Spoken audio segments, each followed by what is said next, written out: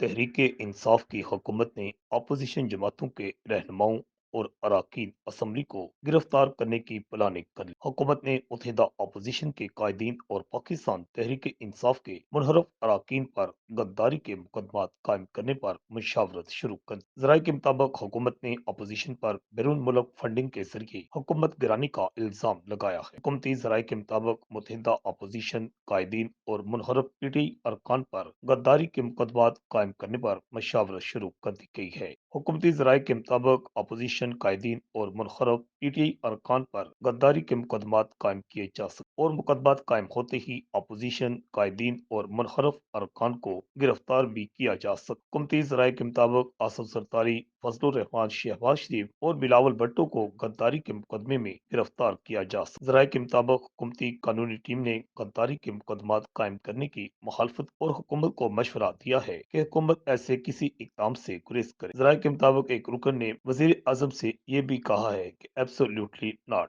Report Al Hijaz news, Islamabad.